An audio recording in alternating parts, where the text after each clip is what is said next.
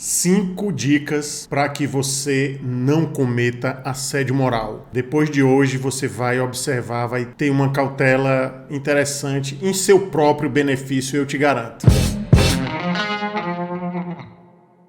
Seja bem-vinda, seja bem-vindo a mais uma live onde eu ajudo gestores a obterem engajamento e produtividade dos seus times. Aqui Rômulo Frota falando e hoje a gente vai falar sobre esse tema tão espinhoso que é o assédio moral. Muita gente já passou por isso, por esses episódios. Tanto gestores passaram na posição de foram considerados assediadores, como muitos colaboradores passaram na posição de assediados. Mas olha só, muitos colaboradores tiveram também o papel de assediador e muitos gestores, ou pelo menos alguns gestores, já passaram pela situação de assediados. E você, nesse momento, deve estar se perguntando, como assim um colaborador assediar um gestor? Isso é possível? É sim, é uma das formas, é uma das modalidades de assédio que a gente vai observar hoje aqui. Aproveita para compartilhar com outros líderes, com outros gestores que podem ter passado aí por algumas situações desconfortáveis, podem ter passado aí por alguns episódios que podem ter sido considerados como assédio moral. Eu entendo perfeitamente que muitos gestores agem de uma determinada forma sem a intenção de proporcionar os desgastes que o assédio moral proporciona, e eu vou explicar já já o porquê. Eles não têm a intenção, vamos melhor dizer, eles não têm a intenção de causar os danos que o assédio moral causa. Eu defendo completamente isso e sou muito tranquilo em dizer isso porque nunca proporcionei, nunca agi com assédio moral, então fico muito tranquilo em falar isso. Então vamos lá. Mas antes eu quero te explicar o que é que vai ser a live hoje. Como é que vai ser a live hoje? O que é que ela trata? A live de hoje eu vou trazer um panorama rápido das situações de assédio moral, porque obviamente eu não posso te dar simplesmente as dicas de como você evitar se você não compreender as possibilidades que você pode entrar aí no seu dia a dia com o seu time.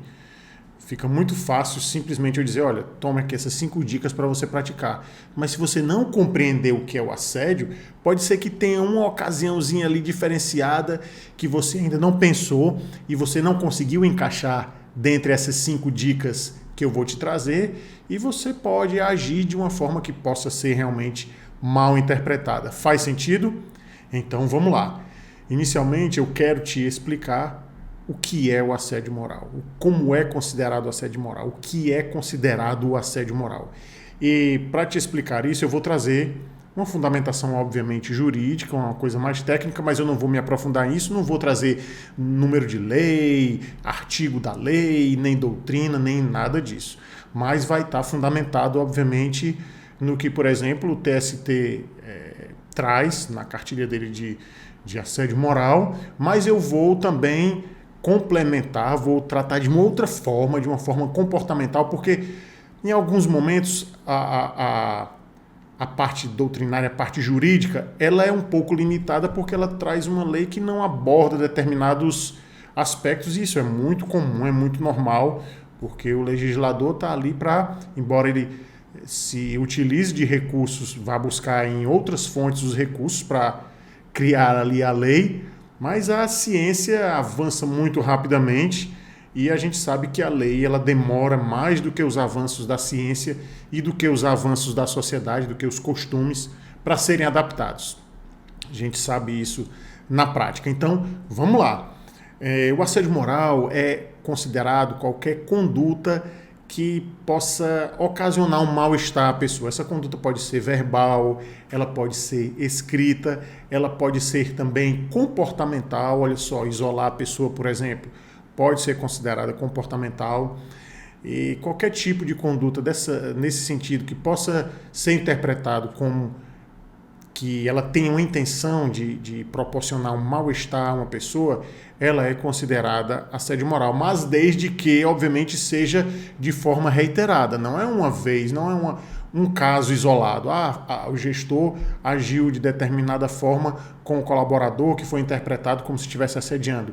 Mas me responda uma coisa, foi uma vez só ou foram várias vezes?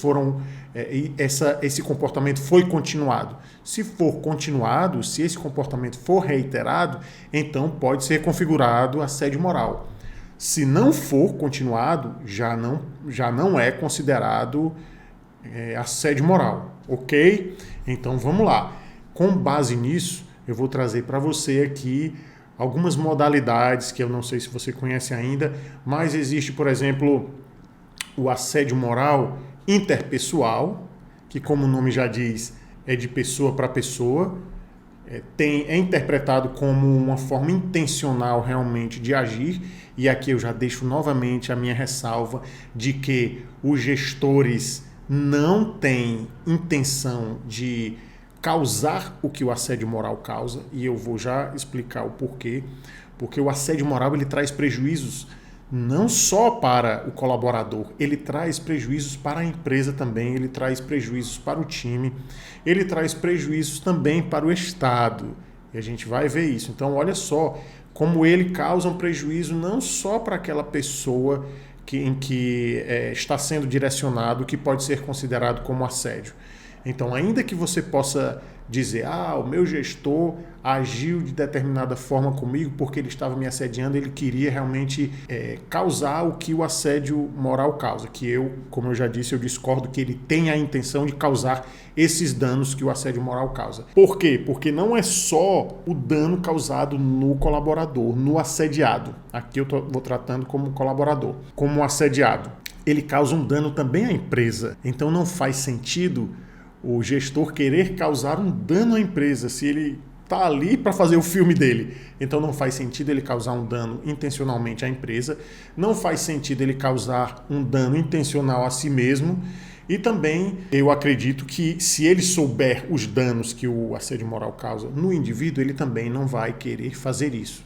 Vai haver aí uma outra intenção, mas não a de causar os problemas que o dano moral causa. Faz sentido para você? Então vamos abordar e você já vai compreender o que é que eu estou te falando. Tanto nessa não consciência que o gestor tem dos danos que causa ao indivíduo, como também nos danos que ele causa à empresa e também ao Estado. Então, olha só, existem três tipos, na verdade, de assédio moral.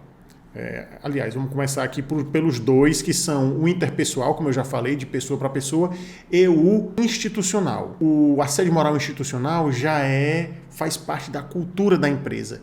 Quando a empresa já tem uma cultura de mais assertividade, uma assertividade que chega a ser exagerada. E olha que coisa interessante.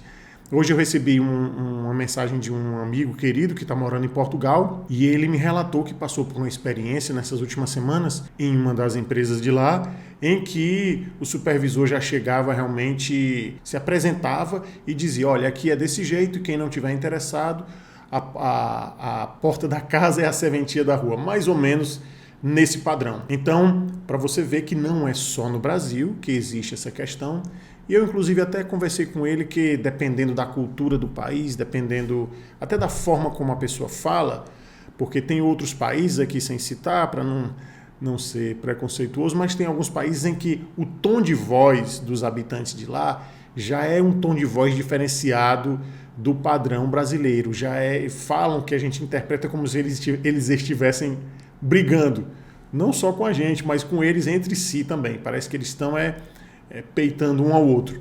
Existe isso, olha, se existe isso, inclusive até em um determinado estado aqui do Brasil, que também eu não vou citar o nome para não criar aí confusão, que eu não sou tolo, mas tem um estado aqui, um determinado estado aqui no Brasil, em que eles falam entre si mesmos, não é nem uma questão de outros habitantes fora desse estado, não, entre eles mesmos, entre si, eles falam como se eles estivessem brigando entre si. Então, assim como tem em um determinado estado aqui no Brasil, essa postura diferenciada tem em outros países também, e isso já causa realmente assim um certo espanto na gente, a gente já fica um pouco impressionado com isso. E aliado a isso, obviamente, uma postura como a que esse gestor fez lá com essa equipe que o meu amigo lá de Portugal passou por essa experiência, realmente é uma coisa bem delicada de se passar. E, obviamente, Não é de se generalizar que todas as empresas lá são dessa forma, de forma alguma. Deixar bem claro aqui que foi uma experiência, eu conheço outras pessoas que estão morando lá, que não passaram por essa experiência, que as empresas em que trabalham não têm esse padrão. Mas essa especificamente teve, assim como ainda tem em algumas empresas aqui dentro do Brasil mesmo, essa determinada postura em que não há um treinamento para os gestores. E também, obviamente, não é intenção da empresa dizer, olha, gestor, assedie os seus colaboradores. É claro que a empresa não vai fazer isso, porque seria um tiro no pé e envolve dinheiro, envolve prejuízo, porque existem ações trabalhistas e a empresa não vai fazer isso, obviamente, intencionalmente. Mas o que acarreta é um estímulo por omissão. O que é que eu quero dizer com isso? Os gestores, às vezes, são estimulados a fazer isso porque a empresa não tem uma política de desenvolvimento desses gestores. Não os desenvolvem com treinamentos eficientes. Às vezes é aquele treinamentozinho bonitinho, muito enfeitado, com um cenário muito bonito, efeitos visuais, mas é com realmente teorias que algumas arcaicas, já ultrapassadas, não acompanharam o passo da sociedade. Outras é com gestores, com professores que não têm uma experiência de gestão realmente que possa trazer esse know-how, essa profundidade maior. Então as empresas deixam de treinar e outras inclusive nem dão os treinamentos com uma frequência apropriada. Porque esses treinamentos, nós gestores precisamos de treinamento anualmente. No mínimo anualmente. Nós precisamos sempre, todo ano estar fazendo. Então você pode até estar se perguntando, Rômulo, todo ano você faz curso? Eu faço mais de uma vez por ano, porque precisa sedimentar. O conhecimento precisa ser revisado, precisa ser rememorado, a gente precisa ouvir novamente, a gente precisa revisar o que a gente escutou, revisar o que a gente leu, estar em um grupo onde outros gestores tem um conhecimento técnico também, não só prático, mas teórico também. Enfim, algumas empresas não fazem isso e isso faz com que realmente os gestores ajam por conta própria, nesse sentido da abordagem, mas ressalto novamente que eles não agem porque querem ocasionar os danos que o dano moral ocasiona. Eles fazem isso muitas vezes porque pelas reminiscências, antigamente guardam ainda aquele padrão antigo do chefe, da figura do chefe, que a gente já sabe que hoje já é um pouco ultrapassado, não por causa de modinha, não é por isso, é ultrapassado porque já se detectou que isso não traz boa produtividade, isso prejudica a produtividade, isso prejudica o engajamento do time. Então você pode até estar se perguntando, Rômulo, então eu tenho que ser bonzinho para me preocupar com a saúde do meu colaborador? E eu te respondo tranquilamente que não é uma questão de ser bonzinho, é uma questão de você querer que o seu time funcione bem, é querer que o seu time produza, é querer que o seu time esteja engajado. Porque eu imagino que você é gestora ou gestor para isso. Faz sentido? Então você realmente tem que ter em mente que essa é uma observação que você tem que monitorar. Saber como é que está o engajamento do seu time, saber como é que está a produtividade e também ter cuidado com as variáveis que fazem com que podem fazer com que o seu time se desengaje e que o seu time cause prejuízo na produtividade. Faz sentido? Então, vimos o assédio moral interpessoal, vimos o assédio moral institucional. E agora vamos ver, eu falei dos 3 tipos, lembra? Os 3 tipos que eu tinha falado era das modalidades do assédio moral interpessoal. Tá? Existe o assédio moral vertical, o horizontal e o terceiro eu vou já dizer. Tá? Calma, vamos já chegar nele. Não seja ansioso, não seja ansiosa. O primeiro, assédio moral vertical. Como o nome já diz, é um assédio moral que tem uma linha ascendente ou descendente, isso mesmo, não apenas desce, que é o descendente, que seria de um gestor ou de uma gestora para o colaborador, para uma colaboradora. Seria como isso? Por exemplo, o gestor que cobra ali com uma assertividade muito exagerada a produtividade no colaborador constantemente, repetidamente, não é só uma vez, tá? Não é o caso, por exemplo, de o colaborador em determinado período ali teve um atraso na produtividade ou se equivocou em alguma entrega, ou entregou errado ou não entregou, e o gestor chamar ou a gestora chamar para um feedback e ser mais assertivo nesse feedback. Isso, assédio moral não se configura com uma situação como essa. Se configuraria se repetidamente esse colaborador fosse chamado para isso e só ele ou só ela, os demais não. Então, você pode até estar se perguntando, poxa vida, Romulo, mas que injusto o meu time, eu ser condenado, vamos dizer assim, condenado por assédio moral, porque um colaborador está reiteradamente vacilando e eu estou ali chamando, puxando a orelha e tal, e olha só a expressão, puxando a orelha para colaborar, para produzir bem, os demais eu não faço isso porque não precisam, então pode ser que seja interpretado como assédio moral? Pode ser que seja interpretado. E aqui eu não estou querendo relativizar, é um entendimento. Muitos advogados entram realmente com uma situação como essa e alegam exatamente isso. E aí vai caber a empresa, aliás, se defender nesse sentido. Mas tem que ser reiterado realmente. E existem outros mecanismos, porque se você está com um colaborador ou com uma colaboradora que repetidamente está vacilando aí na entrega, por que você ainda está com ele ou com ela? Já pensou, já parou para pensar nisso? E você pode até estar pensando, poxa vida, mas é porque não tem um outro para substituir. Então, meu amigo, minha amiga, desenvolva as técnicas, pega aqui o panorama das técnicas que eu trago para você, implemente essas técnicas e resgate esse colaborador ou essa colaboradora para que ele ou ela voltem a produzir. Você pode até estar pensando, é possível fazer isso depois de já ter havido um desgaste? É sim. Dependendo, obviamente, do nível do desgaste, é sim.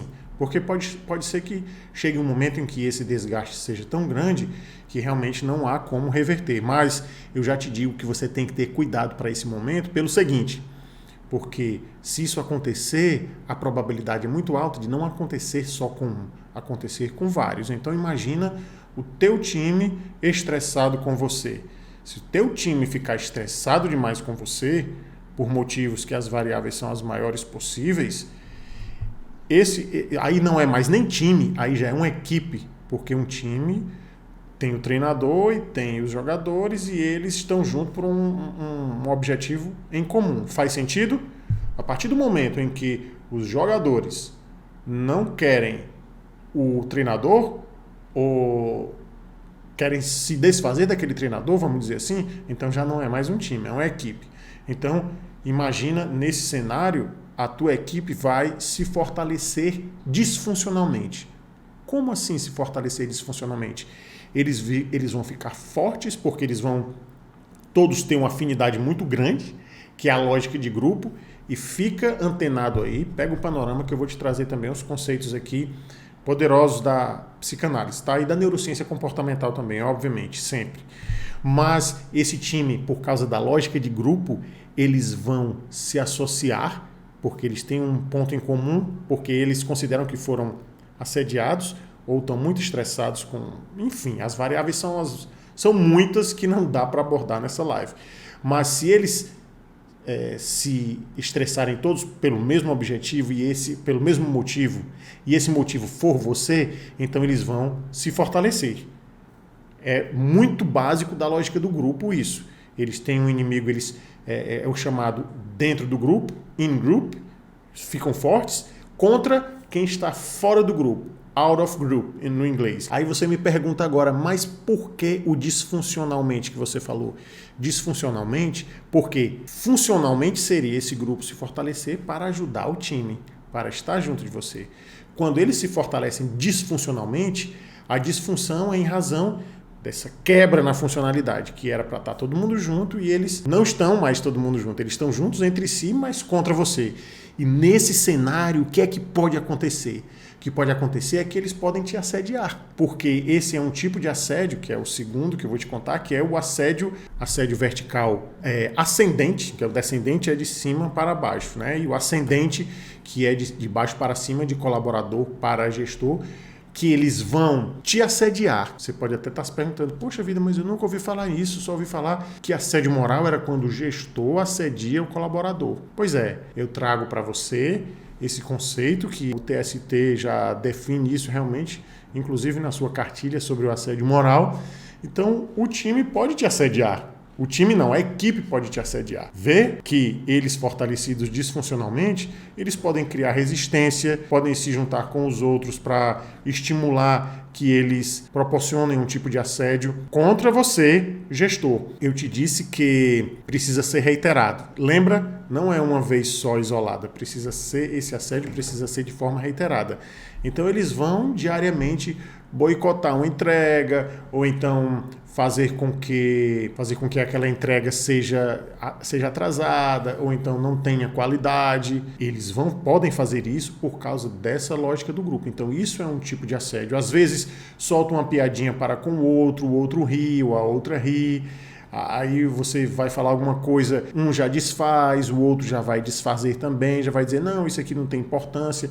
Então veja que nesse cenário não é apenas uma opinião divergente, que eu ressalto sempre que as opiniões divergentes dentro do time da gente são imprescindíveis, e a gente tem que dar abertura realmente para essas opiniões divergentes, que a gente só tem a ganhar com isso, tá? Não é o tema da live hoje, mas eu já abordei, depois eu vou abordar de novo essa importância de a gente ouvir o nosso time, inclusive e principalmente quando eles têm opinião contrária.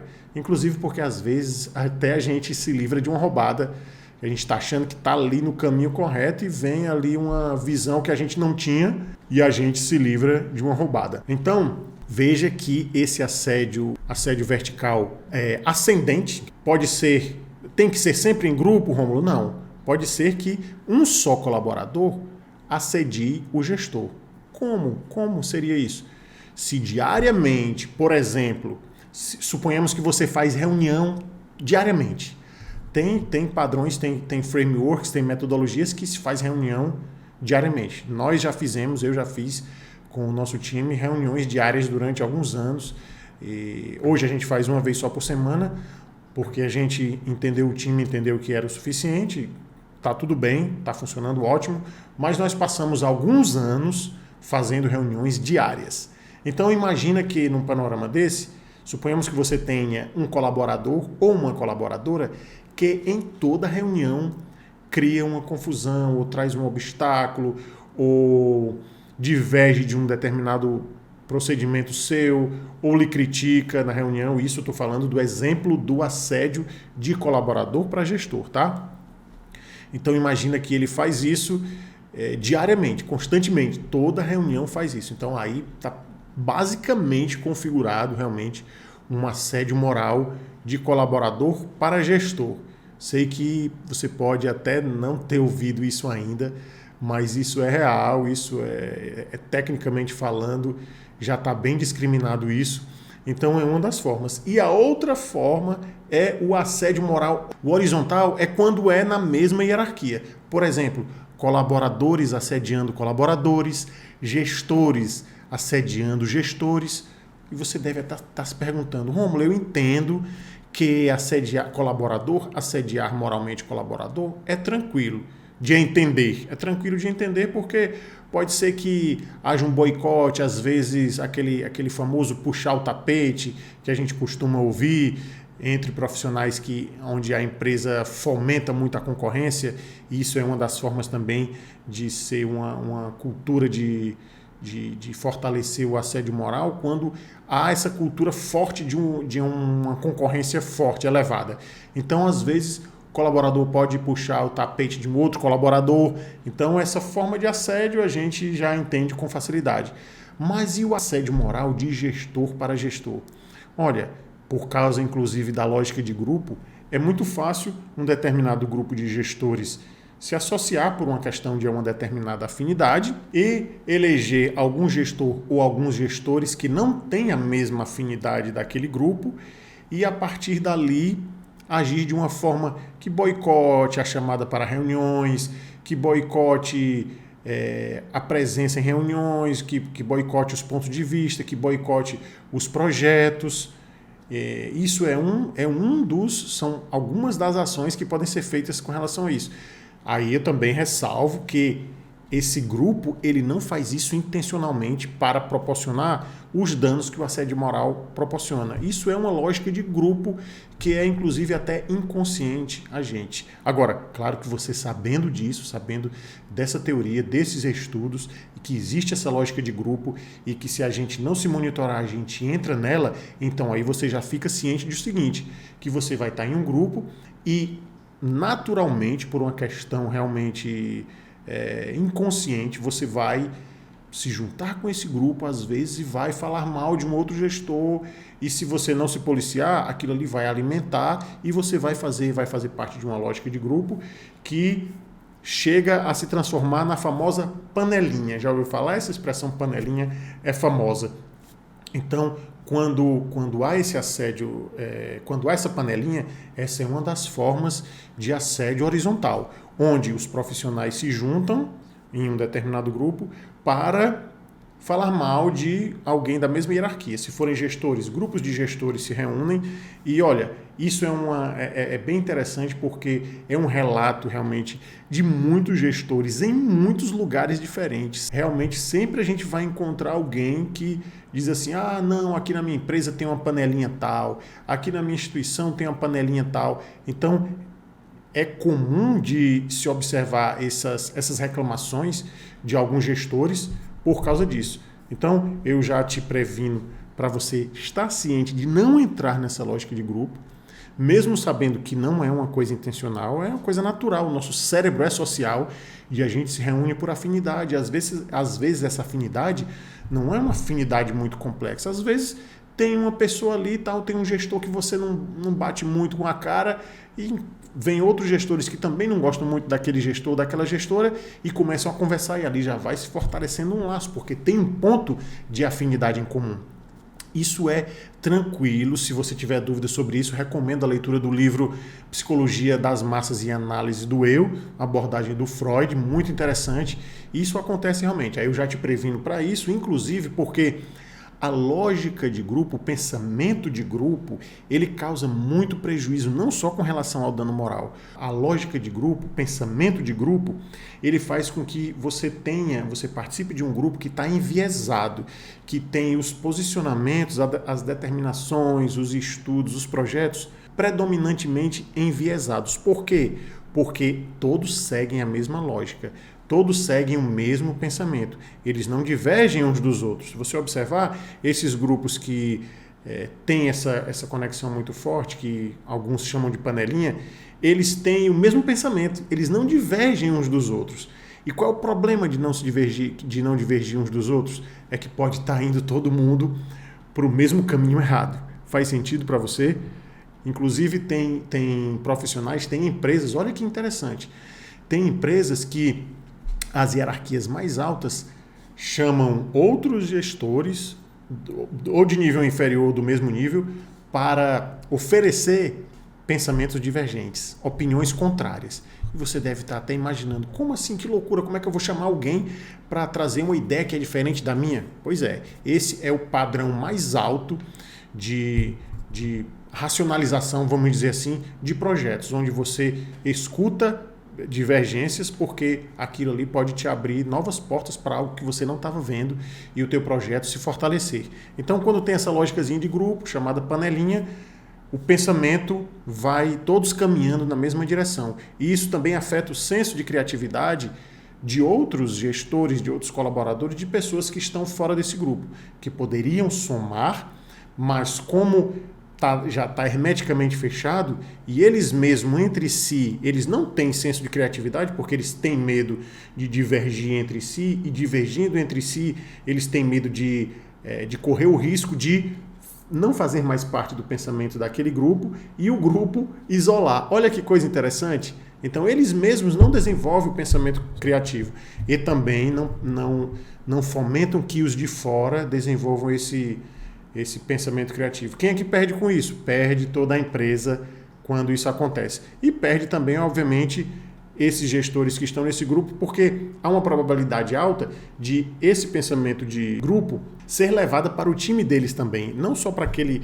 conjunto de gestores, mas cada gestor daquele grupo levar também para os seus times e agir daquela forma, de não querer pensamento divergente, e quando a gente não quer pensamento divergente, a gente bloqueia a capacidade de criatividade dos nossos colaboradores e com isso o nosso time engessa, vira uma equipe e pode voltar a se tornar um grupo. Pode ter um downgrade, como a gente chama, um downgrade. Vai atrofiar. Então, cuidado com isso. Então, o misto é quando é o samba do crioulo doido. Envolve assédio vertical e assédio horizontal. Como seria isso, Rômulo? Assédio vertical e assédio horizontal ao mesmo tempo? Olha, imagina uma situação em que gestores assediam colaboradores e ainda estimulam outros colaboradores a assediar os outros colaboradores. Vamos botar um caso aqui, um exemplo prático. Suponhamos que o João é colaborador da Maria e a Maria não está gostando ali da produtividade do João e está dando ali uns castigos, vamos dizer assim, porque para trazer mais impacto, está botando o João para sentar no milho, para ficar de joelho no milho ou no feijão.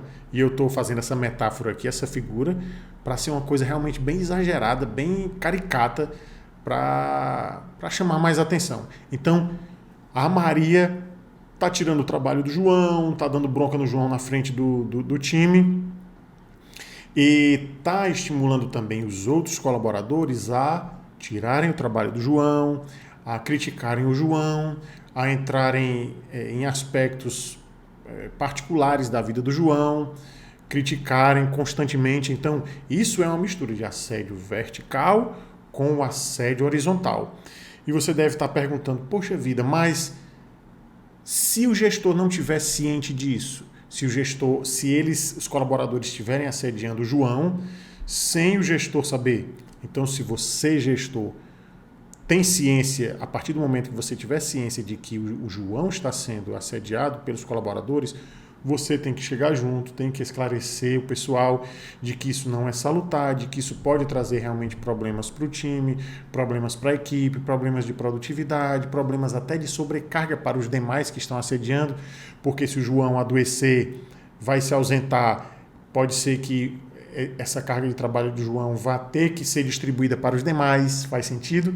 Já vai aumentar a carga dos demais, pode proporcionar também presenteísmo, que é o profissional que está lá presente, mas não está produzindo.